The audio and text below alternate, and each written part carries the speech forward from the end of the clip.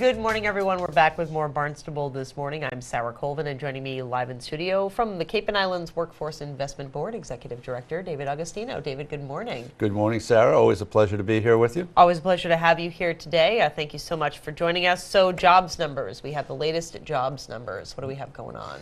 Well, the unemployment rate for Barnstable County in July was 3.7%. The state rate was 4%, and that compares to 4.8% the same time last year. So it's dropped a full percentage point for the same time last year. Yeah, and the good news also is that there's almost about 2,500 more people working than there were the same time last year. We have 120,500 people working this year.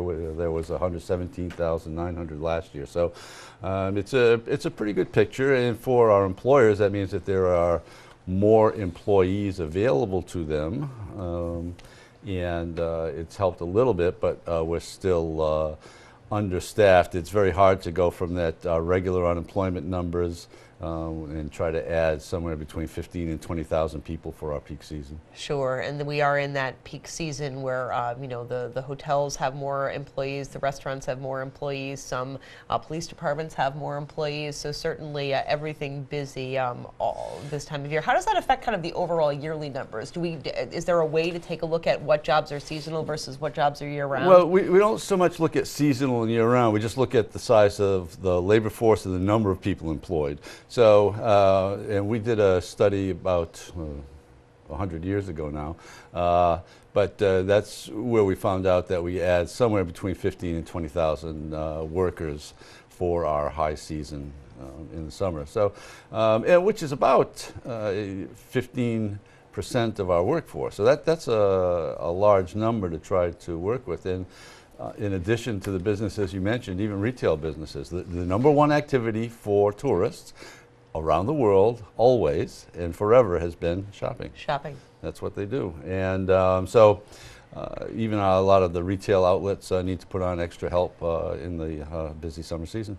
Wow, certainly. So shopping wins over going to the beach. Maybe not everywhere you go has beaches. Well, right? You've driven around in Hyannis on a rainy day, haven't you? Yes, I have. In the summer, yes. Yes. And you can certainly see where people are doing their shopping. So it's good. I mean, good that we're continuing to see that improvement with the jobs rates. More people being employed is definitely a good thing for us. Yeah, and by all accounts, the summer season is a very busy one. The employers seem to be happy, outside of being understaffed sometimes, which can be a real problem for some of our busier employers. But they're very creative in how they go about solving their seasonal needs. Absolutely. Making any headway in terms of looking at more opportunities for those sustainable year-round jobs?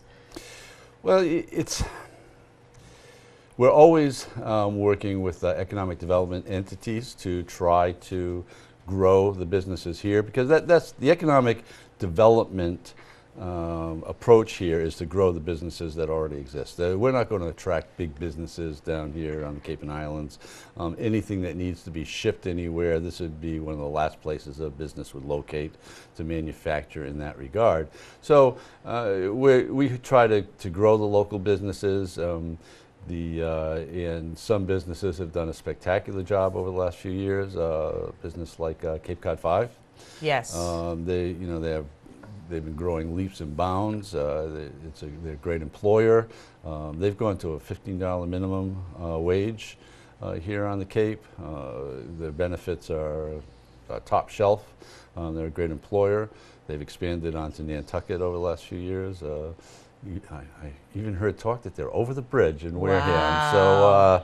So businesses like that and others, even the smallest businesses, we try to do everything that we can to help them grow. One of the tools that we have, by the way, is the Workforce Training Fund program, which provides training grants. We've talked about that before, to businesses to train their employees.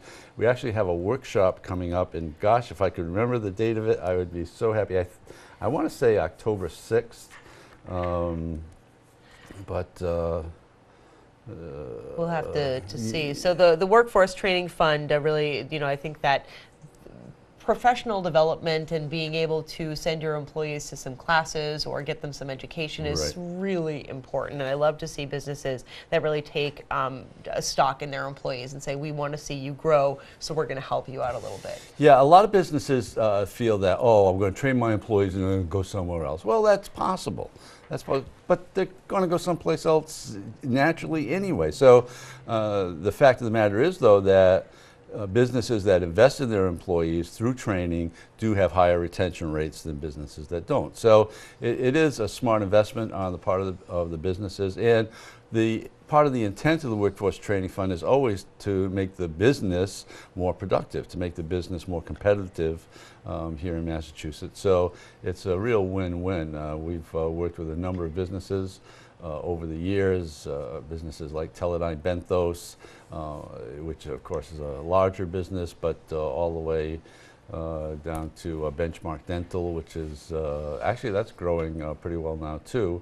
It's a great story of what training can do. When they first came to us, they were sending employees. We did a training that we got the training funds to provide. So we trained individuals in early career managers and first-time supervisors, and so they sent someone to that, and they had 3 employees at the time. Now I think they're up to 20, 22 employees. They just got a Workforce Training Fund grant.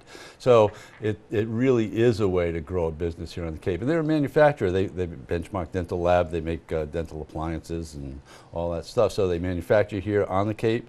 It's a growing business, and it just shows what training can do to help a business. Absolutely. Wanted to talk to David today about the ArtWorks program, and this is great because, of course, the creative economy is a big part of life here on Cape Cod as well.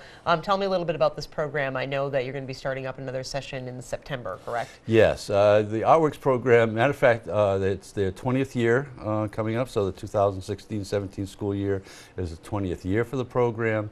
And what we do is we take 40 students over the course of the year, usually 20 each semester, half of the year, and provide them with a mentorship opportunity with a local working artist.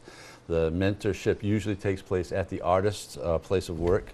So we're trying to do a couple of things. Number one, we're trying obviously to increase the skills that the young people have in various artistic areas. In the last few years we've been able to expand. At first for many years we did just kind of painting and pottery. Now we've expanded into landscape design, fashion design, poetry, voice, a lot of different areas, animation, a lot of different areas for young people to apply their creative skills. So we help them with their creative skills, but we also try to show them the business side of the arts. You have to make a living at it if you're going to do it full time. So they spend time in the artist studio and they get some idea of how the artist might sell their works, market their works. Some of the local artists have galleries within their own homes or their workshops. So it's kind of an encompassing experience for the young people, and it's a great program. We just we had our at the end of the year we do an exhibit with the young people. This year we were down at Preservation Hall down in Wellfleet. Awesome. And we also were at the Higgins Art Gallery in the on Cape Cod Community College campus.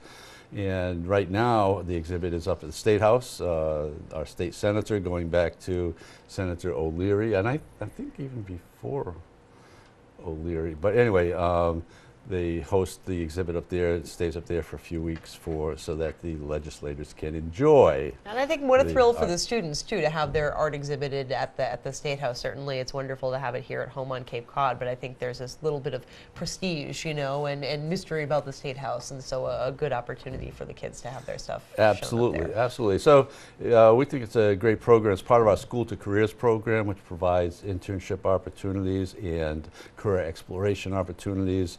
That's the same program that does our Construction Career Day, which is coming up in October. I want to say October 13th.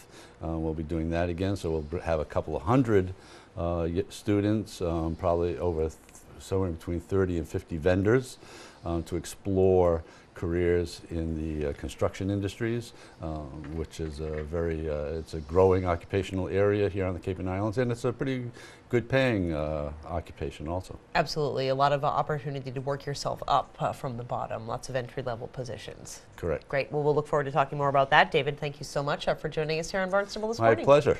Thank you. David Augustinho, of course, Executive Director of the Cape and Islands Workforce Investment Board. You can learn more at capejobs.com, capejobs.com or .org? No, CIWIB.org. Okay, that's better. CIWIB.org. More to come on BTM. First, let's find out if those fish are biting. Captain Gary Brown has today's Barnstable This Morning.